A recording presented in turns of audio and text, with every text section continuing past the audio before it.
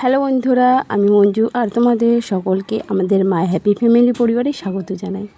তো সকালবেলা ঘুম থেকে উঠে পড়েছি আর দেখো ঘুম থেকে উঠে এইখানে আমার দাঁড়াতে খুব ভালো লাগে, কেননা এইখানে দাঁড়ালে সকালবেলা যে পাখির আওয়াজটা হয় সেটা শুনতে আমার খুব ভালো লাগে। আর এই পাখির কিচিরমিচির আওয়াজ শুনলে পরেই ছোটোবেলার কথাগুলো মনে পড়ে যায়। এরকম ভোরবেলা মা ঘুম থেকে আমাদের তুলে দিত যখন পরীক্ষার সময় থাকতো পড়াশোনা করার জন্য। আর সকালবেলা এরকম পাখির আওয়াজ হতো কিচিরমিচির করে, তো ওই দিনগুলোর কথা মনে পড়ে যায়।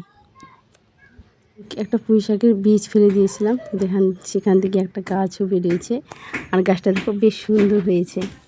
আর দেখো আরও কিছু লাগিয়েছি, সেটা হচ্ছে সবচেয়ে ইন্টারেস্টিং যে রজনীগন্ধা ফুলের চারা লাগিয়েছিলাম। তো গাছটা বেশ বড় হয়েছে, ফুল ফোটেনি, তো ফুল ফোটার অপেক্ষায় রয়েছে। বর্ষার জন্য কাপড়গুলো ঠিকমতো শুকায় না, কখনো বৃষ্টি আসছে কখনো রোদ আসছে, তো এই করে করে কাপড় আর সেরকমভাবে মানে গোছানোই হয় না।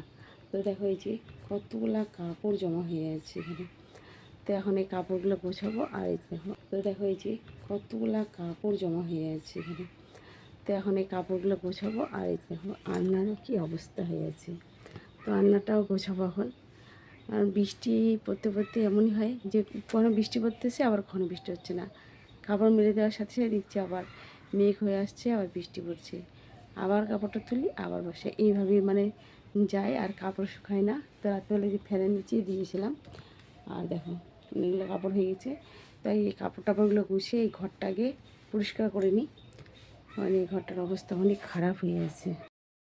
বাড়ি পাকা হোক বা কাঁচা, গুছিয়ে রাখলে কিন্তু সে কাঁচা বাড়িও রাজপ্রাসাদের মতো মনে হয়। তো বাড়িটাকে যতটা পারি পরিষ্কার করে রাখার চেষ্টা করি। যখন আমি ওই বাড়ি ছেড়ে এই বাড়িতে এসেছিলাম তখন আমার কোলে হচ্ছে 1.5 বছরের ছেলে, তো বুঝতে পারছো কীরকম কষ্ট হতো ওইটুকু ছোটো বাচ্চা নিয়ে বাড়ির কাজকর্ম করা। তো যাই হোক, তোমাদের সাথে কথা বলতে বলতে কিন্তু আমার এই দেখো বিছানা একদম কমপ্লিট, পরিষ্কার করে নিলাম আর এদিকে কাপড়টাও গুছিয়ে রেখে দিলাম। আর বেশ এখন ভালো লাগছে। বাড়ি যেমনই হোক কাঁচা বা পাকা, গুছিয়ে রাখলে কিন্তু সব ঘরই বেশ সুন্দর লাগে। আর যাদের কথা বললাম, যারা বলছিল যে আমি ছেলেকে সামলাতে পারি না, সময় মতো খাওয়াতে পারি না, হয়তো তারা আমার ছেলেকে খুব ভালোবাসে, হয়তো ওকে নিয়ে খুব চিন্তা করে, তার জন্য হয়তো আমাকে কথাগুলো বলেছিল। ছেলে আমার সত্যি বলতে বাইরের খাবার তাকে খাওয়ানো হয় না বিশেষ, বাড়িতে আমি যেটা করি সেটাই করে খাওয়াই। আজকে হচ্ছে একাদশী, তাই বাড়িগুলো বেশ ভালো করে পরিষ্কার করে ঘরগুলো মুছেও নিলাম। আর সত্যি বলতে পুজোর দিনগুলোতে একটু ঘর বাড়িগুলো পরিষ্কার মানে মোছামুছি না করলে ভালো লাগে না। আর সামনে একটা ছোট বারান্দার মতো রয়েছে, এটা মোটামুটি রোজ দিন আমি জল দিয়ে পরিষ্কার করে নিই, আর এটা জল দিয়ে পরিষ্কার না করলে কেন জানি আমার ভালো লাগে না। তো চান টান করা হয়ে গেল, তো আজকে হচ্ছে একাদশী, তো একাদশীর জন্য আজকে হচ্ছে রান্নাবান্না সেরকম নেই, তো পুজোটা করে নেবো আগে। পুজোটা করার আগে একটু তরকারিটা আগে বসিয়ে দেবো, কারণ একাদশীর দিন আমরা সেরকম কিছু খাই না, এই একটু তরকারি করি, কোয়াশের তরকারি আর সাবু টাবু কিছু খাওয়া হয় আর কি। আর ছেলে ওইদিকে দেখো ঘুমোচ্ছে, তো এখন আর ওকে তুলবো না। থেকে উঠেছো উঠেছো ওঠোনি, তুমি কি আরও ঘুমোবে? তাহলে তুমি শুয়ে থাকো। আজকে হচ্ছে সৃঞ্জয়ের স্কুল নেই, বন্ধ আছে, তো আজকে ওই জন্য সারাদিনও ঘুমোচ্ছি। তো ছেলেটা এখন ঘুমোক, উঠে দেখি কতক্ষণ শোয়ে, কিন্তু ও উঠে যাবে যদিও আমার রান্না পুজো দিতে দিতেই। তো এখন সিঁদুর টিঁদুর পরে চলে যাব রান্না করতে, আগে রান্নার চেপে দিয়ে তারপরে যাব ঠাকুর ঘরে। আর ছেলে কিন্তু তার মাঝখানে পুজো দেওয়ার সময় উঠে পড়েছিল আর প্রচণ্ড বিরক্ত করছিল। পুজো দেওয়ার সময় সত্যি বলতে বিরক্ত করা না একদম পছন্দই হয় না আমার, কারণ এতক্ষণ ধরে সব কাজ করে নিয়ে যে ঠাকুর ঘরে বসবো, সেই ঠাকুরকে যদি ভালো মতো পুজোটা না দিতে পারি কেমন লাগে। তো দেখো চলে আসলাম হচ্ছে তরকারি করতে, যে কোয়াশ আর আলু তরকারি করব।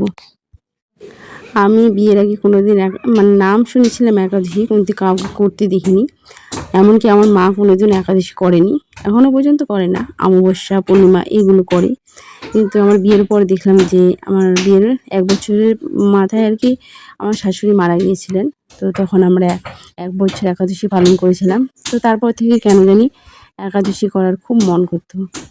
তো শ্বশুরমশাইও নেই, তিনিও মারা গিয়েছেন। তো শ্বশুরমশাইয়ের সময় করলাম। তখন থেকেই কেন জানি একাদশী করার মন করতো। আর ছেলে আমার পাশে আছে, দাঁড়িয়ে আছে, কারণ সেই ইন্ডাকশনের যে বাদামগুলো আমি চাপছিলাম সেগুলো সে চাপবে, তার জন্য দাঁড়িয়ে আছে। তো আমি বললাম যে দাঁড়াও, আমি আগে সব রেডি করে নিই, তারপর তোমাকে দেখিয়ে দিচ্ছি তুমি কীভাবে এটা করবে। তো দেখো ছেলেটা এত ইন্টারেস্ট সব কিছু বিষয়ে। ওয়ান কই টিপ জোরে, হ্যাঁ আরেকবার, হ্যাঁ হয়ে গেছে, তার মানে বেশি হয়ে গেল। রান্নাটা বসিয়ে দিয়ে চলে এলাম পুজো দিতে। পুজো দিচ্ছে আর পাশের ছেলে বসে বাহানা শুরু করে দিয়েছে, আমাকে প্রসাদ দাও প্রসাদ দাও। তো তাকে একটা করে রসগোল্লা দিয়ে দিলাম খেতে, যে পাশে বসে খাচ্ছে, কিন্তু চাচ্ছে আমি ওকে খাইয়ে দিই। তো পুজো দিতে দিয়ে কী করে খাওয়াবো, বোঝালে পরেও বুঝে নেয়, এত জেদ করে। আর এদিকে ওর বাবা চলে এসছে চান করতে, প্রসাদ খেয়ে তখন চলে এলো ওর বাবার সাথে চান করতে। আর চান করে দুজনে মিলে চলে গেল যে পুজো দিতে।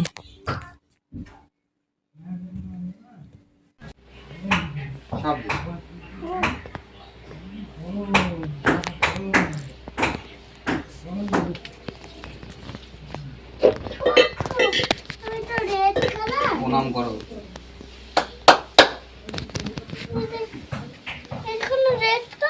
ঠিক আছে প্রণাম করো। প্রণাম করলে কোথায়, বাবা কেমন করে প্রণাম করছে রে বাবা। রেড ওটা কোথা থেকে আসলো, এখানে ঠাকুর প্রণাম করে দাঁড়াও। পুজো টুজো দিয়ে তারপরে খেতে বসে পড়লাম। আর আমরা খেতে বসলে ছেলে আমাদেরকে সার্ভ করে দিতে খুব ভালোবাসে, কাজটা করতে না দিলে রেগে যাবে, তাই ওকে আমরা লবণটা সার্ভ করতে দিই, আরও খুব খুশি হয়ে যায়। আশা করছি তোমাদের ভ্লগটি অবশ্যই ভালো লেগেছে। আর কোনো ভুল ত্রুটি থাকলে অবশ্যই জানিও তোমরা।